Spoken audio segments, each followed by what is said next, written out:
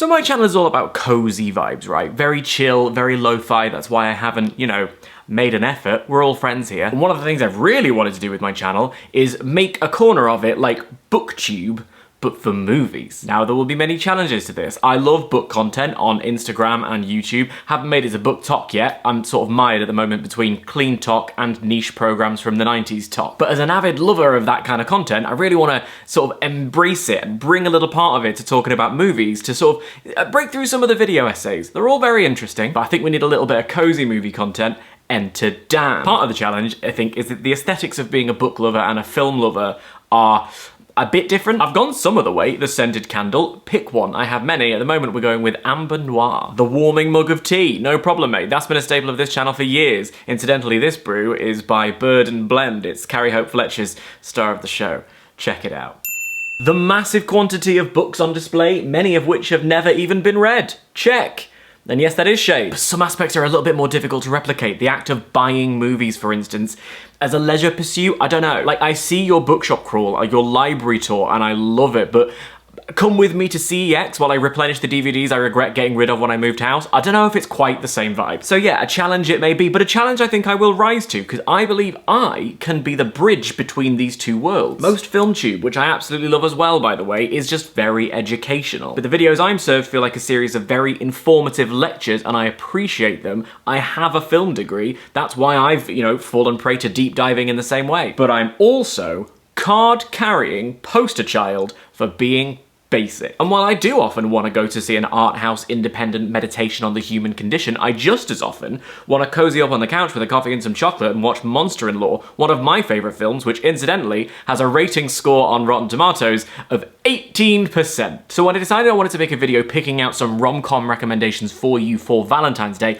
I thought I'd play with the format a little bit. Rather than me just listing them to you and telling you why they're good, I thought I would take advice from a thing I've seen on TikTok.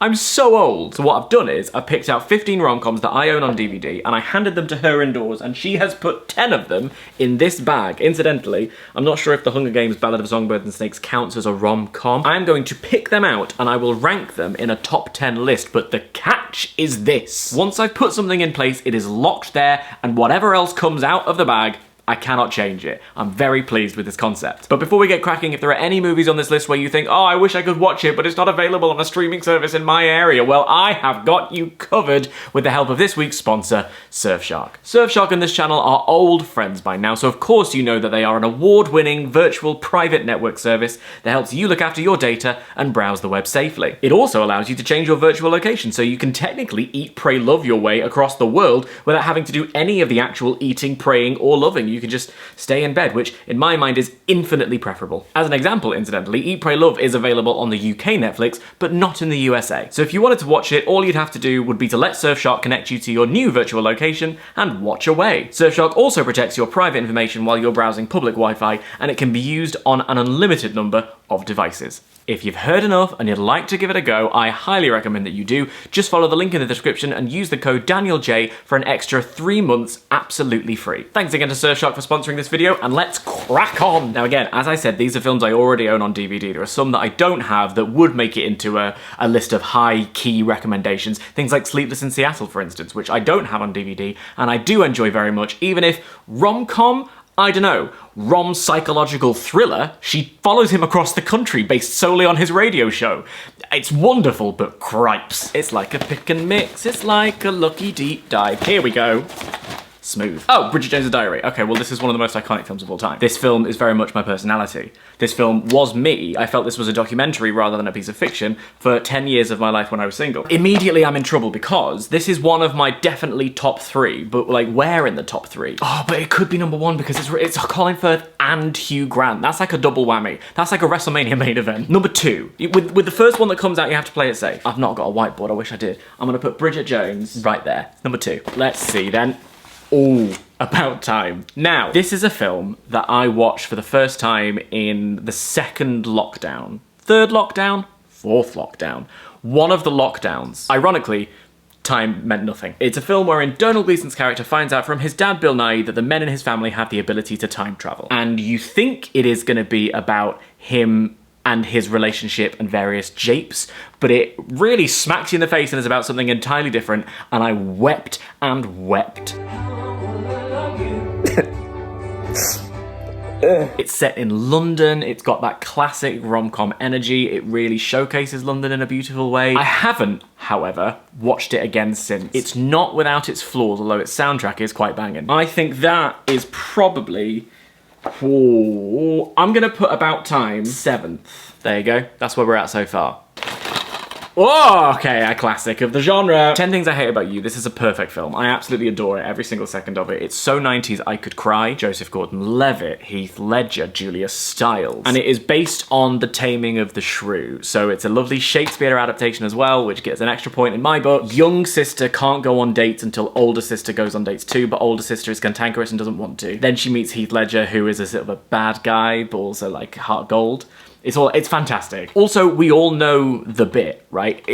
I think if a rom-com has a bit that you know, I'm thinking, I'm just a girl standing in front of a boy. Or, big mistake, huge. Even if you've not seen the movie but you know the bit, that's me admitting that I've never seen Pretty Woman, by the way. The bit from this film is when she's there and she goes, most of all, I hate that I don't hate you at all. Like, everyone knows that bit. That's number 3. Number 3. And I will not hear anything different. What's next? You are.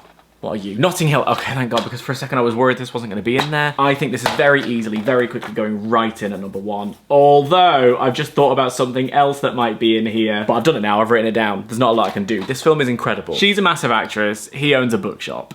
Can I make it any more obvious? She comes and shops in his bookshop, he spills orange juice over her, they fall in love. I don't know what more you want from me. This film is wonderful. This is a rom-com about movies. It's earnest, it's cliche. Does it represent Notting Hill as Notting Hill actually is? I'm gonna go with no. Where's Your Carnival, for instance? I just feel like sort of Kensington and Chelsea was less of a good title. West Putney. I do think I may have been a bit hasty with some of my placings, but that is the point of the game. Maybe this could have been number 3. I don't know. Either way, I adore this film. I think it is magic. I'll probably watch it tonight. Let's see then. Let's see then. Let's see then. Ah, Helpful. He's just not that into you. This is one of those films where Love Actually was a massive ensemble rom-com with a lot of big names, so America went, yeah, we'll do that load. I mean, look, it's Jennifer Aniston, it's Scarlett Johansson, it's Drew Barrymore, it's Jennifer Connelly, it's Bradley Cooper. Ben Affleck is in this film. But, I mean, is it good? It's not awful. This is the perfect movie to put on a rainy Sunday when you're not going anywhere, you've got enough in, just whack on the kettle. You don't want to do anything with your day, you don't want to think too hard, you just want to while away the hours. You put on something like He's Just Not That Into You. Can I put it very high on the list? I don't think so. I'm gonna put it number 9. It could have been number 10, but I think I'm trying to hedge my bets. I don't think I'm playing this game particularly well.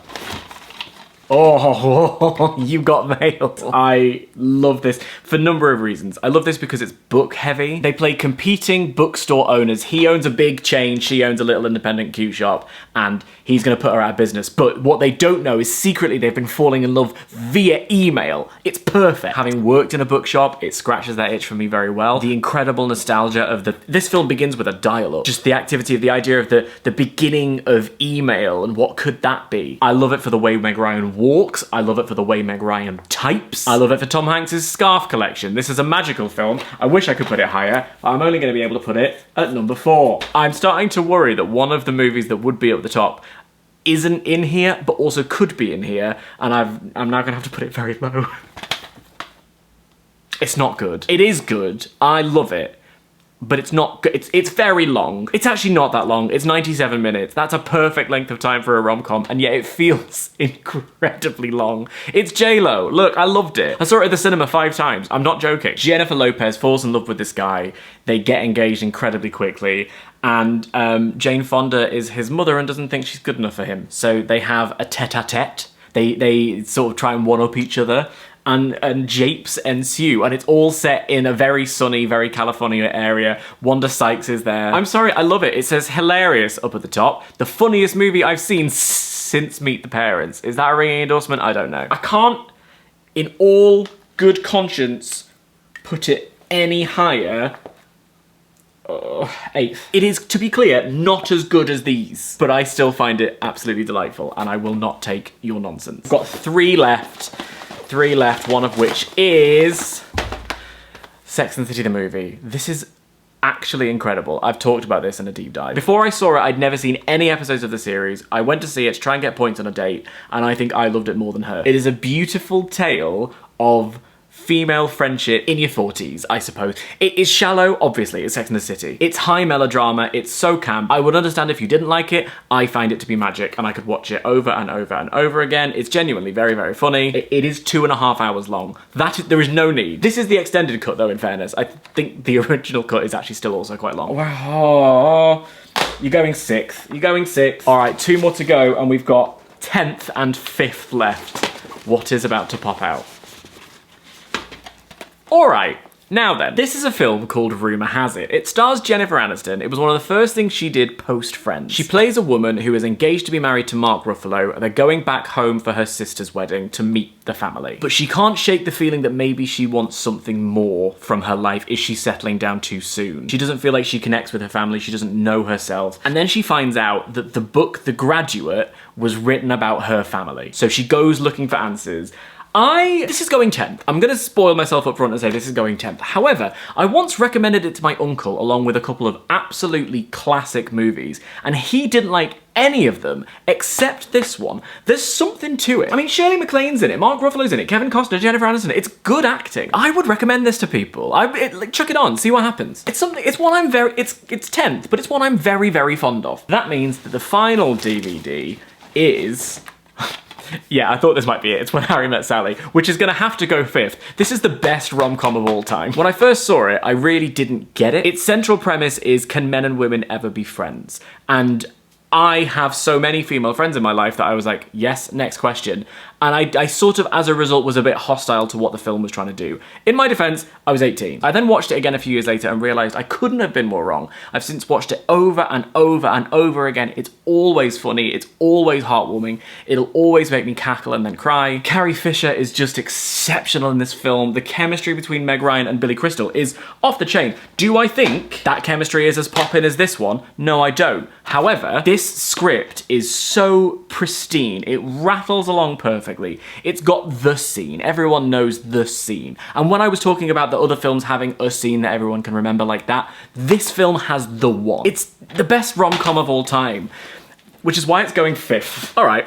I'm quite pleased with that as a list. It's an absolute mess, and is it reflective of how I really feel about these movies? No. But we had fun, didn't we? Go and watch one of these 10 films this Valentine's Day. If you're hanging out with your loved one, if you're hanging out with some of your platonic loved ones, if you're just vibing alone by yourself, crack on. Open a bottle of wine, pour yourself a steaming mug of tea, order a takeout, I don't care. Just these will make you feel happy. We need to come back to this era of filmmaking. Anyone But You has done incredibly well. There is so much of an appetite for romantic comedies. I think looking at this list, the reason that so many of them are so like in the past, there's an earnestness to these films that isn't present in a lot of modern rom-coms where they try and like subvert the genre or like very aware they're making a rom-com, so they're trying to make, they're like not like other rom-coms. But I think in the day and age that we live now, we are so ready for some earnest, proper, not I'm bad for you and you're bad for me, but let's love each other anyway, just I am in love with you. Melodramatic, high romance, utter bollocks rom-coms. Maybe I'll get to writing one immediately. Thank you so much for watching this video. Thank you to Surfshark for sponsoring it. I hope you're doing well, whatever you're up to. Be good to yourselves and each other, and I'll see you next time I make a video.